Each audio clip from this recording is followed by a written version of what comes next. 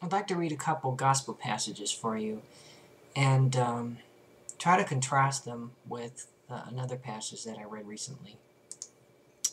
These gospel passages are pretty popular, so they don't really need a lot of explanation. The first one is Mark 2, verses 13 through 17. This is Jesus calls Levi. Jesus went out again beside the lake. The whole crowd gathered around him, and he taught them. As he was walking along, he saw Levi, son of Alphaeus, sitting at the tax booth, and he said to him, "Follow me." And he got up and followed him. And as he sat at dinner in Levi's house, many tax collectors and sinners were also sitting with Jesus and his disciples, for there were many who followed him.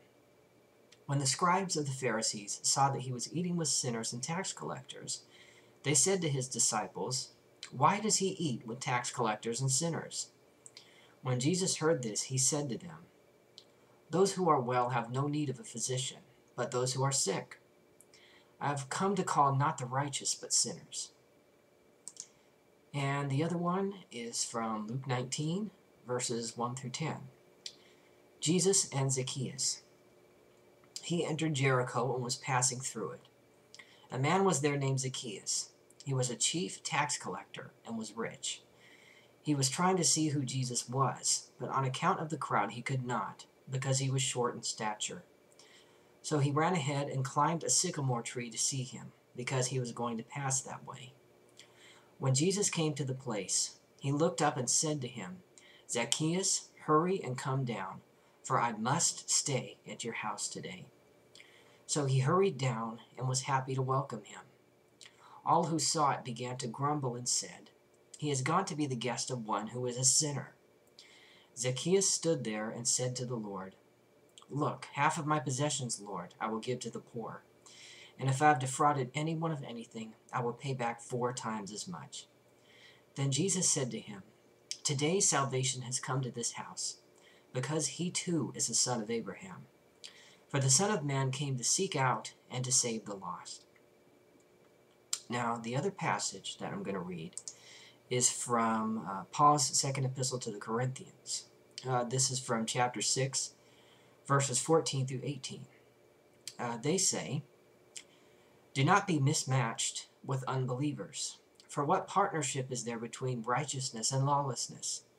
Or what fellowship is there between light and darkness? What agreement does Christ have with Beliar?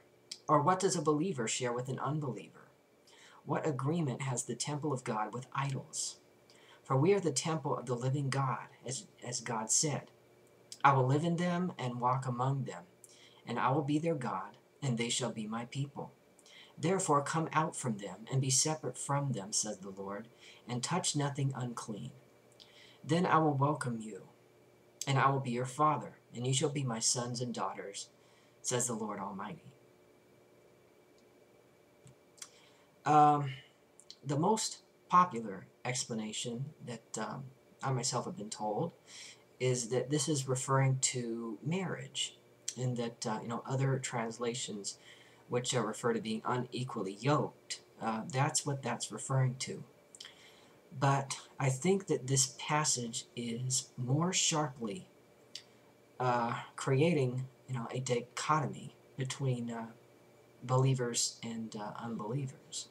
It gives examples of righteousness and lawlessness, and light and darkness, and that one group possesses the positive qualities, and the other group possesses the negative ones. In particular, verse 7, "Therefore come out from them and be separate from them, says the Lord, and touch nothing unclean, then I will welcome you." That's actually taken from Isaiah 52, verse 11. I'm going to read verses 7 through 12 to give it a little bit of context. They read, "How beautiful upon the mountains are the feet of the messenger who announces peace, who brings good news, who announces salvation, who says to Zion, 'Your God reigns.' Listen, your sentinels lift up their voices. Together they sing for joy, for in plain sight they see the return of the Lord to Zion. Break forth together into singing, you ruins of Jerusalem. For the Lord has comforted his people, he has redeemed Jerusalem. The Lord has bared his holy arm before the eyes of all the nations, and all the ends of the earth shall see the salvation of our God. Depart, depart, go out from there, touch no unclean thing. Go out from the midst of it, purify yourselves, you who carry the vessels of the Lord. For you shall not go out in haste, and you shall not go in flight. For the Lord will go before you, and the God of Israel will be your rear guard. Now, the passage in Isaiah, is specifically addressing people carrying the vessels of the Lord, and that they're supposed to touch no unclean things. Where the passage in 2 Corinthians, it is referring to unbelievers themselves as that which is unclean. And the use of unclean to refer to people is pretty strident. It's saying that these people, they are to remain outsiders. They're almost to remain pariahs, almost people to be detested. That's what the connotation of unclean in this context is. And I find that in tension with those two passages from the Gospels. And I've been pretty